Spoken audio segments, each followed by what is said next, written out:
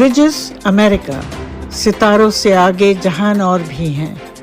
नाज़रीन, आपके लिए हम एक नया प्रोग्राम लेकर के आए हैं अमेरिका से, जो हिंदुस्तान और अमेरिका और दूसरे मुल्कों के बारे में न्यूज़, व्यूज़ और इंटरव्यूज़ बराह रास्त अमेरिका से पेश किए जाएंगे। मैं हूं आपकी होस्ट अमीना सईद।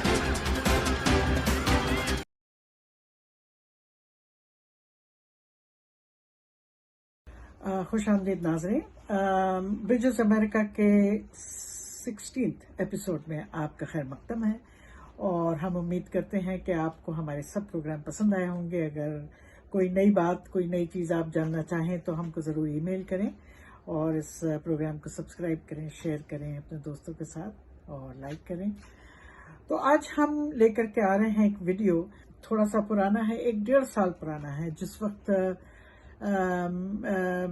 ये जो CAA, NRC और इसका एक मुहिम चल रही थी और पूरे मुल्क में एक तहलका मचा हुआ था और जगह जगह मुजाहरे हो रहे थे और लोग निकले हुए थे। मुसलमानों को और दलितों को और इनसे मांगा जाएगा उनका यहाँ रहने का, उनसे उनका प्रूफ मांगा जाएगा कि आप यहाँ पर जो रहते हैं। और ज़्यादातर ये सुनने में आया था कि भाई ये मुसलमानों के ख़िलाफ़ है। ये सारी जो मुहिम है जो इस गवर्नमेंट ने शुरू की है, तो ये ज़रा सुनिए आप, उसके बाद हम आपसे बात करेंगे। ये सावरकर ने लिखा है कि भारत के मुसलमानों को वोटिंग का अधिकार नहीं होना चाहिए, तो भारत के मुसलमानों से, बहुत सारे मुसलमानों से, ज्यादातर मुसलमानों से वोटिंग का हक छीना जाएगा, दलितों से उनका रिजर्वेशन छीन लिया जाएगा, आदिवासियों से रिजर्वेशन और जमीन छीन ली जाएगी। ये बात आप लिख कर रख लीजिए। ये एक साहब है श्री हिमांशु कुमार, ये ब्राह्मण है, बड़ी खूबसूरत बात कर रहे हैं, किस तरह से अपने आप को इस चीज से आजाद करना है तुमने। और ये देखें क्या कह रहे हैं कि जो फ्यूचर है, जो मुस्तकबिल है हिंदुस्तान का 5 से 10 साल में क्या होने वाला है। ये सुने इनकी बात, कितनी तबाही ये लोग लेकर के आएंगे। इसने 95 साल मेहनत करी है इस स्थिति में पहुंचने में। आज भारत की सेना इनकी मुट्ठी में है, पुलिस इनकी मुट्ठी में है, अदालत इनकी मुट्ठी में है, पैरामिलिट्री फोर्सेज इनकी मुट्ठी में है, और ये इस सत्ता को अब अपने हाथ से ना निकलने देने के लिए पूरी कोशिश करेंगे। असली जो मुद्दे होने चाहिए जनता के, बेरोजगारी, शिक्षा महंगी हो जाना, महंगाई, सारी जो कंपनियां हैं जिनमें रोजगार होता है वो सारी प्राइवेट हो जाना, बेरोजगारी बढ़ जाना, ये जो मुद्दे हैं इनकी तरफ से ध्यान हटाकर हिंदू मुसलमान के झगड़े जो सरकार खड़ी कर रही है और असली मुद्दों से ध्यान हटा रही है, ये नौजवान असली मुद्दों की तरफ लोगों का ध्यान खींच रहे हैं। तो ये बहुत खुशी हुई देख करके कि इन्होंने असली मुद्दों की तरफ लोगों का ध्यान खींचा। दूसरा, इन्होंने ये जो मुद्दा NRC और NPR का और CAA का है, इस पर एक समझ बनाने की जो कोशिश करी है वो बहुत काबिल तारीफ है।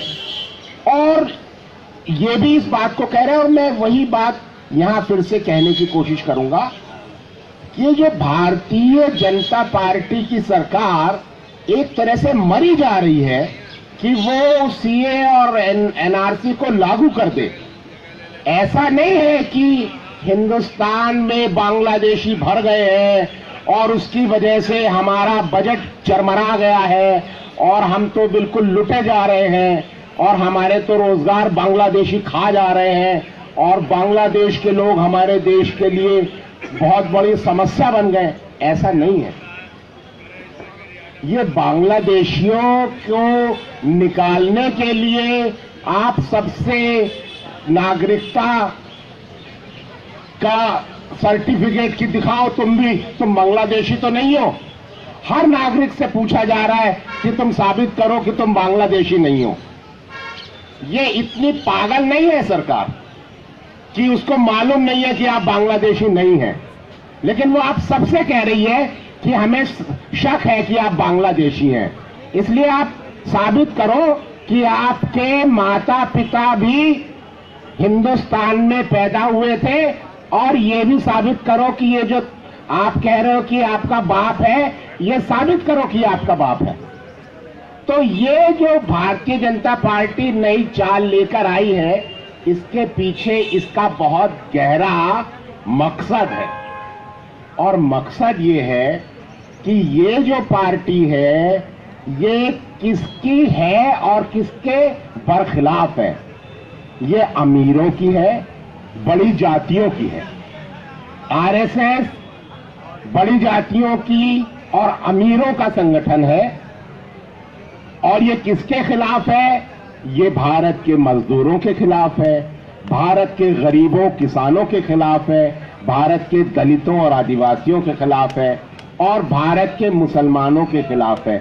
असल में भारत के मुसलमान असल में दलित ही हैं जो भारत के मुसलमान हैं। और ये बात आरएसएस को पता है, और ये लोहिया साहब का लिखा हुआ है कि भारत के जो सवर्ण हैं वो मुसलमानों से इसलिए नफरत करते हैं, उन्हें पता है ये पुराने दलित हैं, और अगर भारत में जातिवाद समाप्त हो जाए तो सांप्रदायिकता भी समाप्त हो जाएगी। तो ये पता है आरएसएस को, इसलिए वो नफरत करता है। तो असल में ये जो भारतीय जनता पार्टी ये लेकर आई है, उसका मकसद ये है कि वो जब सबसे नागरिकता का सबूत मांगेगी तो कौन लोग हैं जो अपनी नागरिकता साबित नहीं कर पाएंगे। सबसे पहले दलित भारत के जो हैं उसमें 80% के पास जमीन के कागजात नहीं है, जमीन नहीं है, वो भूमिहीन है। दलित अपनी नागरिकता साबित नहीं कर पाएंगे। तो दलितों से कहा जाएगा कि ठीक है भाई, अब तुम्हारे पास तो कोई सबूत है नहीं कि तुम बांग्लादेशी नहीं हो, तो तुम ऐसा करो, तुम ये फार्म भर दो, और इस फार्म में लिखा होगा कि हम भारत के बाहर से आए हुए शरणार्थी हैं, क्योंकि शरणार्थियों को ही नागरिकता दी जाएगी। तो अच्छा, आप शरणार्थी हैं, ठीक है, तो आपका रिजर्वेशन गया। आप शरणार्थी हैं, आपको नागरिकता तो दे रहे हैं, लेकिन आपका रिजर्वेशन चला गया। आप आदिवासी हैं, ठीक है, आप भी साबित नहीं कर पाए कि आप भारत के नागरिक हैं, तो आप भी ये फार्म भर दीजिए। इसके बाद आपका रिजर्वेशन भी गया, और आपकी जो जमीन है वो जमीन का मालिकाना हक भी गया। तो आदिवासी की जमीन, दलित का रिजर्वेशन और मुसलमानों से वोटिंग का हक, ये तीनों चीजें छीन ली जाएंगी। और यही इनका पुराना मकसद है कि भारत के मुसलमानों से वोटिंग का हक छीन लिया जाए। ये सावरकर ने लिखा है कि भारत के मुसलमानों को वोटिंग का अधिकार नहीं होना चाहिए। तो भारत के मुसलमानों से, बहुत सारे मुसलमानों से, ज्यादातर मुसलमानों से वोटिंग का हक छीना जाएगा, दलितों से उनका रिजर्वेशन छीन लिया जाएगा, आदिवासियों से रिजर्वेशन और जमीन छीन ली जाएगी। ये बात आप लिख कर रख लीजिए। और आने वाले 5 से 10 साल भारत में ऐसे उथल पुथल के होंगे, लोग लाइनों में लगेंगे, जिंदगियां तबाह हो जाएंगी, लाखों रुपया खर्च होगा, बर्बाद होगा, रिश्वतें देनी पड़ेंगी। भारत में आप भूल जाएंगे सरकार से के खिलाफ आवाज उठाना। सरकार के किसी भी बात पर अगर आप, और जो एक्टिविस्ट हैं, आप याद रखिए, ये हिटलर के चेले हैं। हिटलर ने न सिर्फ 60 लाख यहूदियों को मारा, उसने 50 लाख और लोगों को भी मारा था। और वो कौन लोग थे?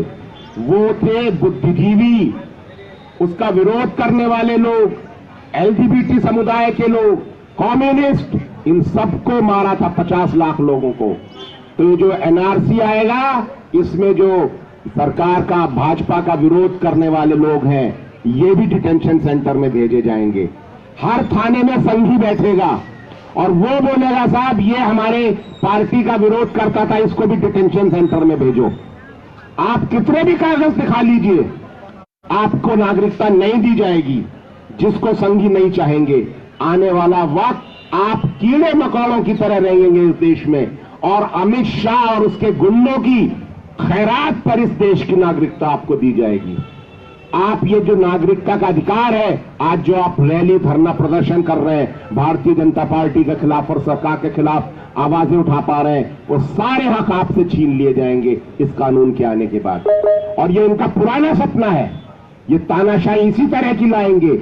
और भारत में हम कहते थे कि एक बार ये सत्ता में आ गए, ये जाएंगे नहीं दोबारा, ये अपनी सत्ता को परमानेंट कर लेंगे। और ये अपनी सत्ता को परमानेंट करने का इन्होंने ये दांव फेंका है, ये इसीलिए मरे जा रहे हैं, ये किसी भी सूरत में इसको लागू करेंगे।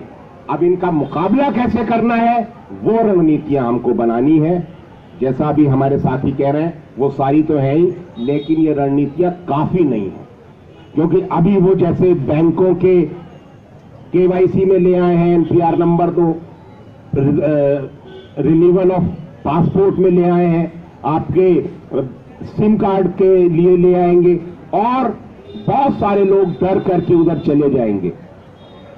और ज्यादा हमें फुल प्रूफ, ताकतवर, मजबूत, ऑर्गेनाइज कोशिशें करनी होंगी। अदरवाइज ये जो इन्होंने आरएसएस ने 95 साल मेहनत करी है इस स्थिति में पहुंचने में, आज भारत की सेना इनकी मुट्ठी में है, पुलिस इनकी मुट्ठी में है, अदालत इनकी मुट्ठी में है, पैरामिलिट्री फोर्सेज इनकी मुट्ठी में है।